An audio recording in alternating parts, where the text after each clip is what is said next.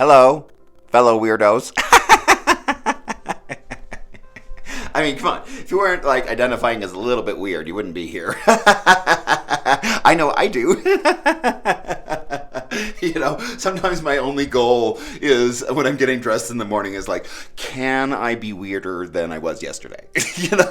Because like, how lovely is that we get to, experiment and try new things on and see how weird we can be, because I promise you that if you like go about and do things in a different manner, you will learn and discover new things. Like, it's just that simple. So woke up this morning, oh my god, coldness is happening. There's snow like everywhere this morning. But regardless, we are here. We are doing our regular work because it is Wednesday. And on Wednesday, honey, we smash the patriarchy. I can almost say that word. Smash the patriarchy. That's what we're doing here on this Wednesday. So let's get to it. We got smashing to do. But I'm excited about today's topic because as I fall over,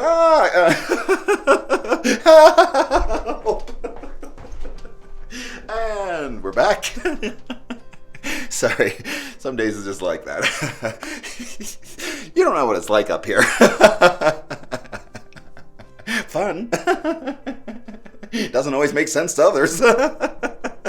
But again, I embrace my weirdness, right? And my uniqueness without judgment. And that's taken a long time for me to get to. In order for me to, be able to come in here, it's probably why I laugh so much, because I'm actually laughing at myself, at my humanness, at the things that transpire in the moment without, a preconceived idea around that. Like, it's highly entertaining. It's kind of like on the path towards, hopefully, I've always loved this, why the Buddha laughs, right? And the happy Buddha sign, and the place of non-judgment, that we get to within ourselves, right? Right? That space we can hold for ourselves of non-judgment, right? Because, if we define love as the absence of judgment, in order to love ourselves, right, and hold ourselves in that place of non-judgment is freedom, right? To love ourselves means not to judge ourselves, right? Which is difficult in this very dense world that us humans have set up, right? Because judgment is the cornerstone of most things, right? Certainly it is of religion, right? I'm still waiting to find one that doesn't operate from a low human frequency and vibration. Now, I'm not saying that some aren't better than others. They certainly are, right? Christianity kind of being like Mormonism, the lowest, right, grade, the graduating class of like judgment, because that's just clearly where they operate from. I mean, it just is. I mean, do you need me to read again the statement from the Catholic Church that they wrote about my family? Do you need me to go back and revisit that? Because I'll be happy to. But that's what we're doing here, right? Is we're assessing things for ourselves and understand things, energy frequencies. But that's not the easiest thing to do in the world, because it requires us to step out of our own way in order to properly assess what is it that I'm looking at, right? And again, it's to assess it without judgment on it, but to understand what I'm dealing with clarity, right? Because if you're the only adult in the room, that's good to know up front, right? Like, at some point, somebody needs to take the higher road. It's like Michelle Obama says, when they go low, we go high, right? And that's what she's articulating when she says that. Because if you're the only adult in the room, energetically speaking, surrounded by other people, well, You should know that and operate from that place. And trust me, I get that it's super hard to do this. And I fail at this most often. Right? Because, if I recognize like they're down in the gutter, I'm not afraid to get down in the gutter with them. But that should be optional, right? I should have other ways of going about working in the world. Again, it goes back to my core values. Do I take the high road when I'm amongst other people who are down in the gutter? Well, for me, that depends. If I'm dealing with people who subscribe to, give money to, and speak highly of institutions that are based in hate towards gay people, my core value is I will come for you openly. From love. Because love said no. Right? And we have to be careful about what we allow. Because what we're going to be doing in this class is understanding the difference. Because when you're a person who comes from just yes, yes, yes, yes, yes, as I have kind of explained with a lot of the straight white women in my life, who come from the position of, I'll just love everyone. I'm just going to be a source of love for all. The problem with that is, when you have no access to no and you're all yes, what you're doing is providing love and comfort for bigotry. You have no line, right? It's all laid bare just for you to approach with love, which is immature. That's uninformed optimism. The first step, the lowest step of any graduating thought form, right? Because if you approach everybody with the same amount of love and comfort, that's you running cover for bigotry. We can't do that anymore. It's go time. And to be a person who's all yes and no, love said no. When you have no ability, when you've lost the sense of really good, like as Dorothy said on the Golden Girls to that woman who was anti-Semitic, go to hell. That was a loving go to hell. That wasn't her being like, judgy. That was her demonstrating her core value, which she subscribed to herself, that when I'm faced with bigotry, I do what? She was very clear. She had access to, then love said no. She understood when something is of love, we lift it up. But the second part of that equation, right?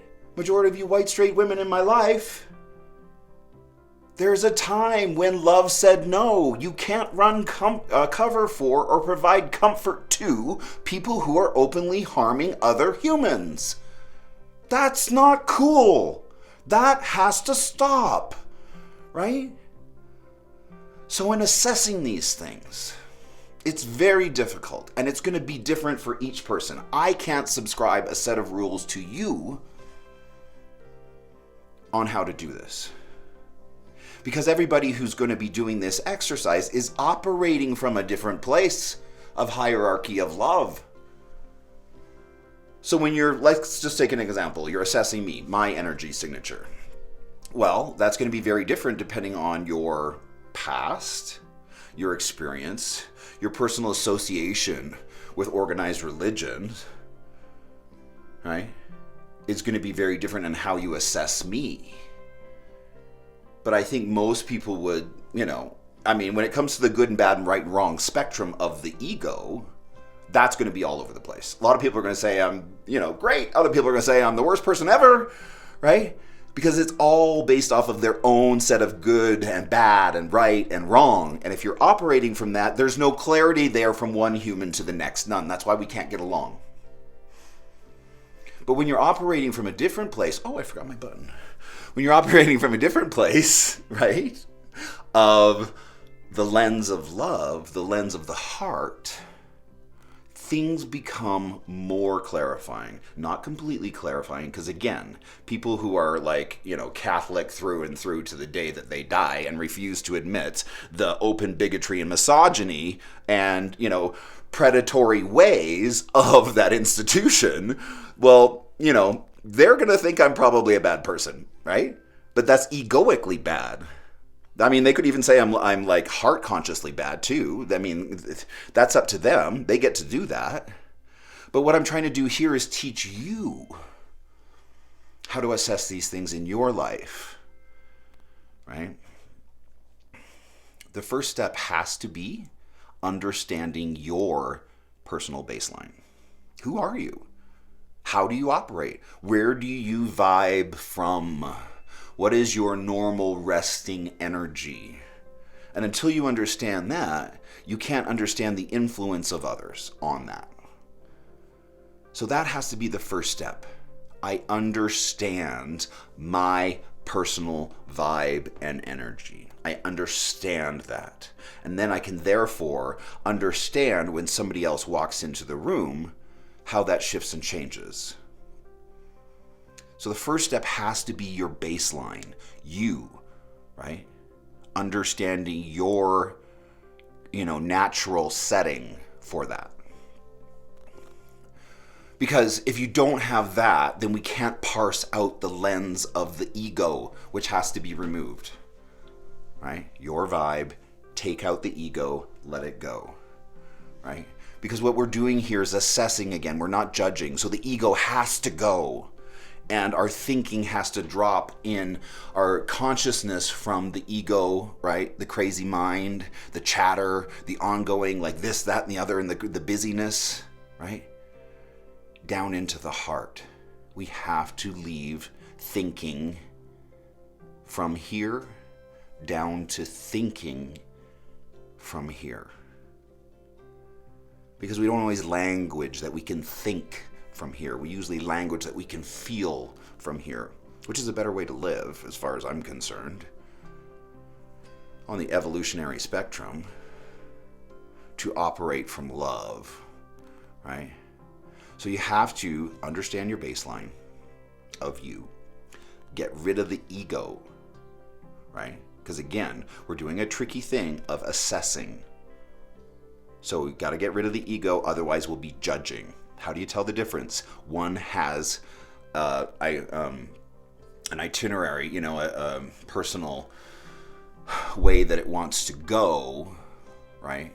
The ego says that should be or shouldn't be. Anytime those words approach your assessment, you're in ego, right? Assessing something says this is what it is and it shouldn't be any different. Ego will say this is what it is and it should be different, right? So, getting out of the ego in order to properly assess something from your heart place, right? Because if I could just show you, let's say, a photo of my mother, right? And she's pretty dense energy, she does the best that she can. Right? But she operates at a different place than I do. So it's understanding the frequencies of individuals, again, without judging them. Because when I'm assessing it from my heart versus my head could get into all kinds of judgment on my mother of what she's, done wrong, how she could have done better, all those things. But that's up here. When I drop it down into my heart consciousness and I see this woman who has this dense energy, I'm able to look at it and ascribe to that better understandings of why she is the way that she is. She hasn't had an easy life. She's had a really tough life. And I don't know everything, I'm sure. I'm sure there are skeletons in that closet that would make me want to vomit. Because I know her situation with her parents was tougher than my situation with my parents, right? So when I see her from the lens of love, my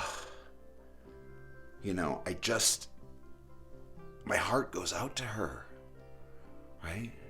And while I still can't be around her because of the fire she's been forged in, which has made her very negative and judgy, and her religious upbringing, which has just, instilled in her this sense of this is the way it should be.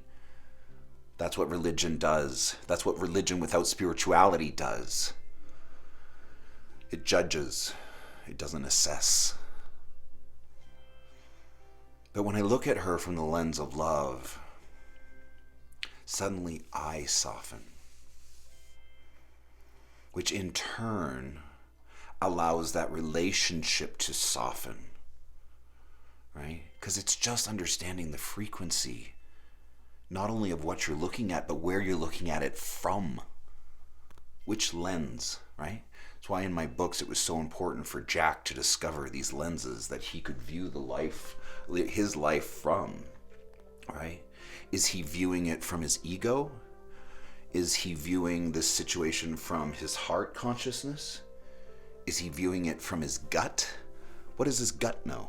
What does his gut inform him of this situation? Is he viewing it from his sex consciousness? Right? So it's understanding that we have these different abilities to view and assess things from. Understanding the frequency of where we are while assessing something, right? It's understanding the clarity and power of a no, go to hell, that's said from love. Because we've lost that.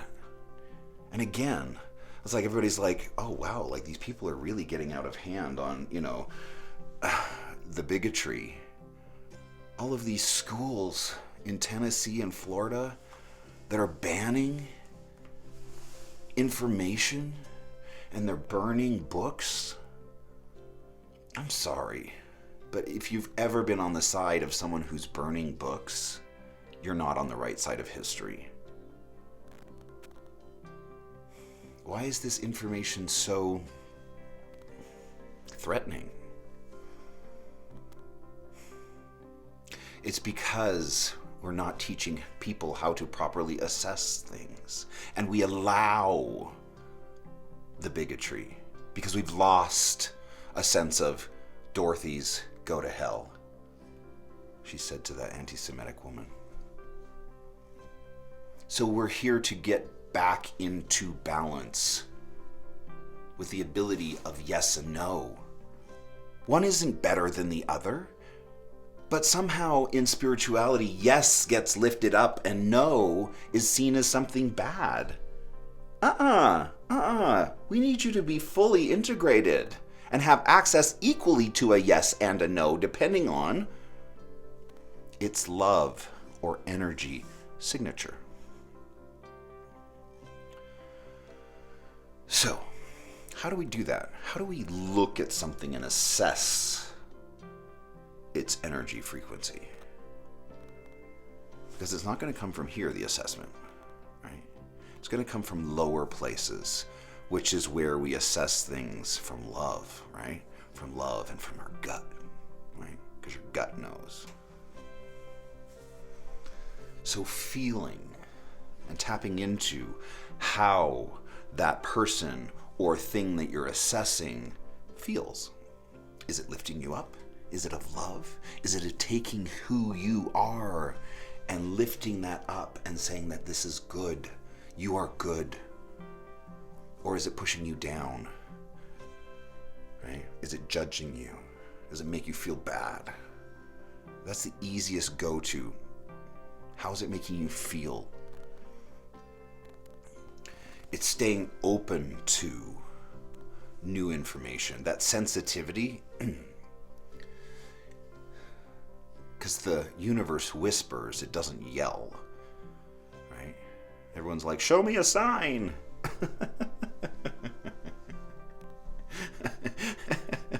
It's not show me a sign. It's how can I listen to the signs that are all around me? Because they're everywhere. Especially in your gut and in your heart. Right? So it's staying open. It's feeling the vibration, the frequency. And again, I can't tell you how to assess other things because you're going to be in a different place than me. Right? I could be looking at something down in second grade, evolutionarily speaking, energetically speaking. I'm viewing something as being in second grade, okay? This person on the love spectrum is beneath me in their evolution of love. That's not a judgment. That's an assessment. That's an experience of another human, right? I'm not looking down on them. I'm just saying, okay, I've done a little bit more work than this other person. I am the adult in the room. And as such, I need to address this person in a certain way, to lift them up, not judge them and push them down. There's nothing wrong with being in second grade.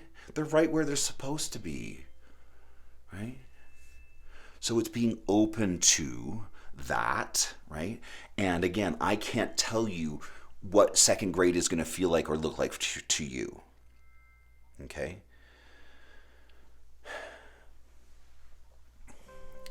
The next step would be to ask for information.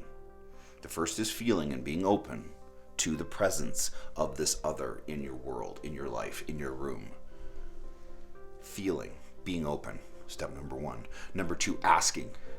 Ask the universe or whomever you communicate with in the off-grid places. Ask them for clarity. Ask this being's truest, highest form, if you may, interact with them on that level, right? I mean, don't just, step in and be there on top of this person energetically, right? You have to ask permission.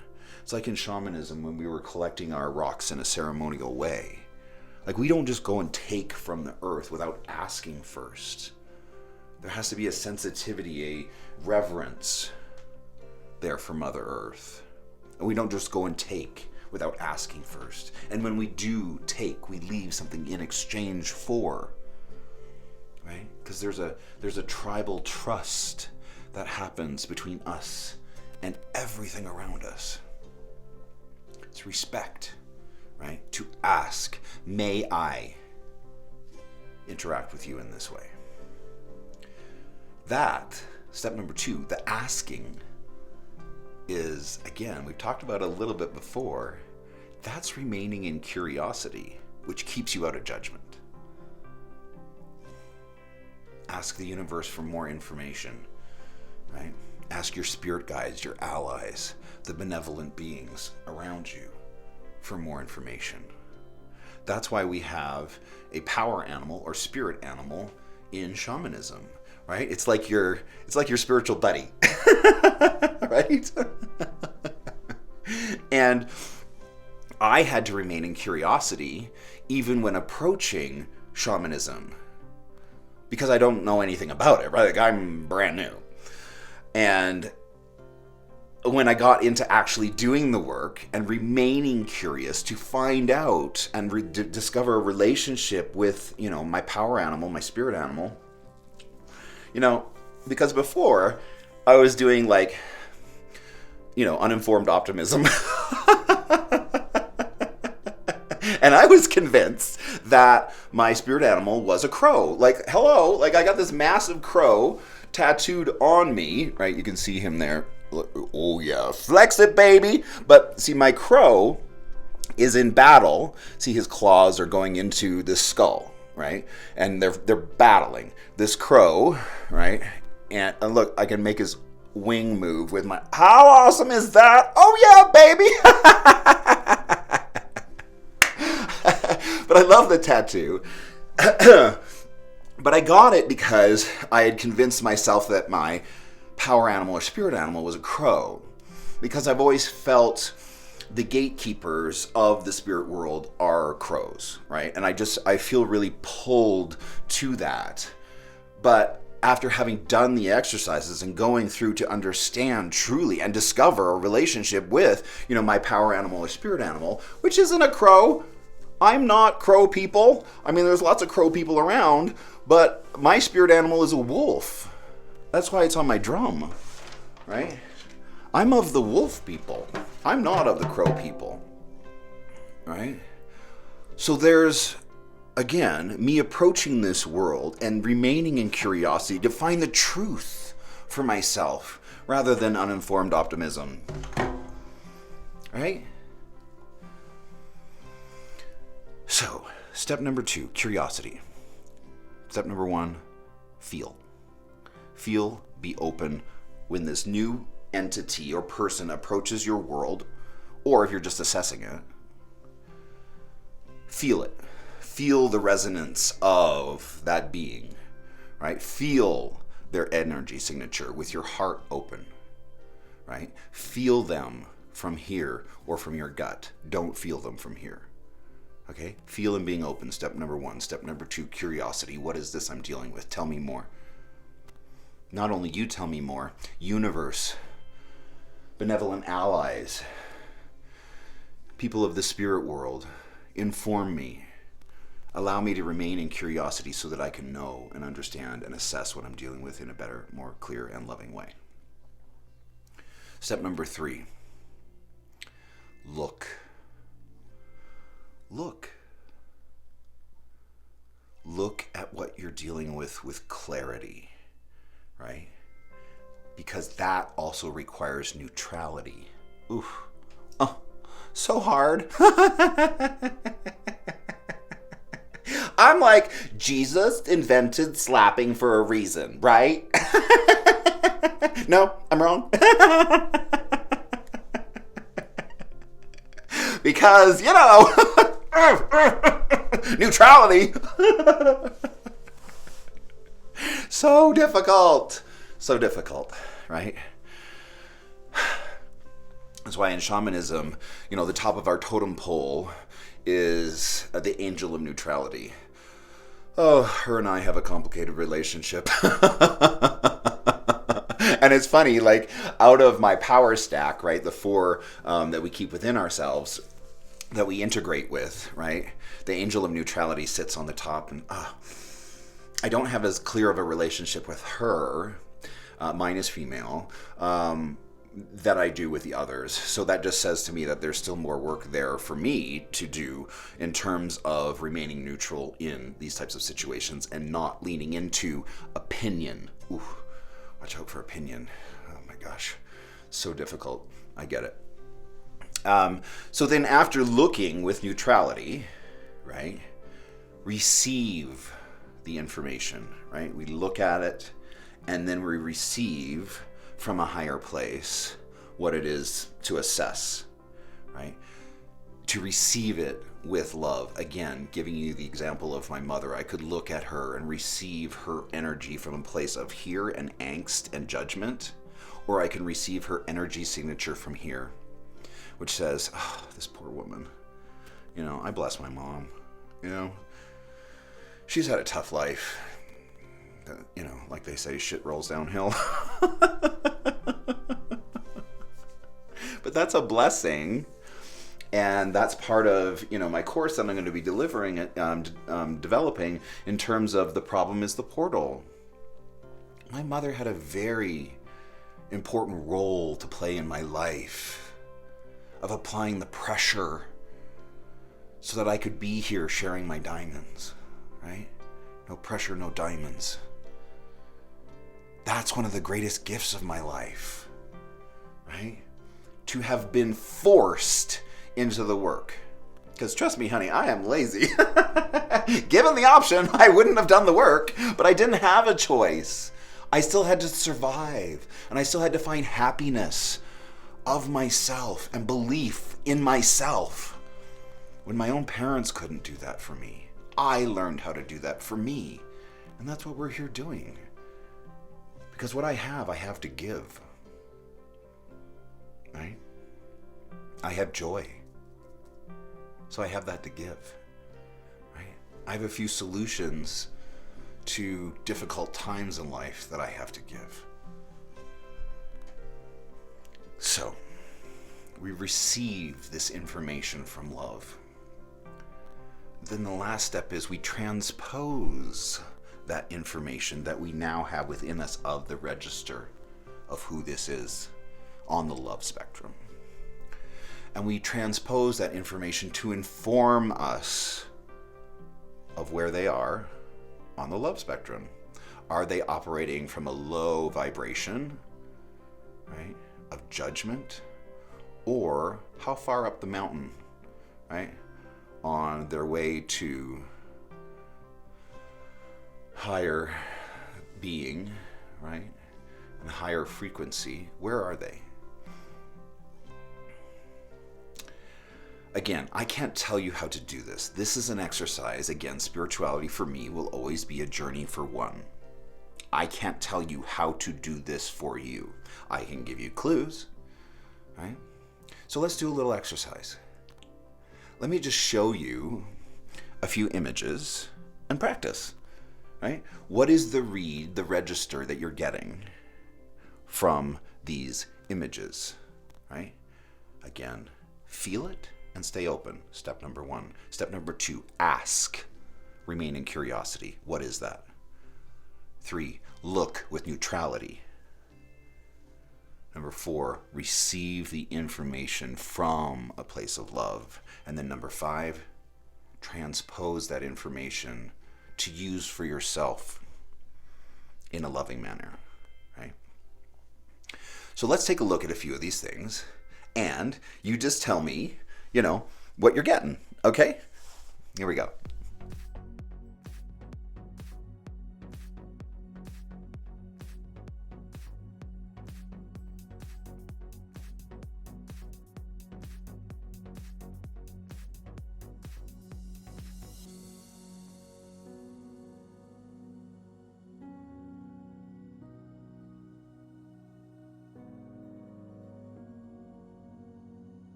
How was that for you? Did you get anything? Did you get a read? Could you tell? If the answer is no, that's fine too. That just tells you where you are and if there's more work for you to be doing. The other exercise you could be doing is whenever somebody walks into your room or you come across a stranger, practice that. Like, just read their energy. You know when somebody walks into a room, how they make you feel. That's it. Like, it's just leaning into that inkling. That's where the spirit speaks, an inkling. Discover that, chase that. There's information there, right? So that's it for today, but I want you to practice this exercise. It'll help you in your life as you're moving forward to, again, discover, I'm the adult in the room, and therefore I need to behave in a certain way. I need to step up. If I'm confronting someone who's going low, I need to go high. I get that, right? But we're also going to be talking about boundaries coming up, right? And boundaries are not judgment. Okay? So that's where we are today. I hope you have a groovy day. I will. And don't forget, it's Wednesday. Let's go smash that. Let's see if I can say it this time. Patriarchy. Hooray! Talk to you later. Bye.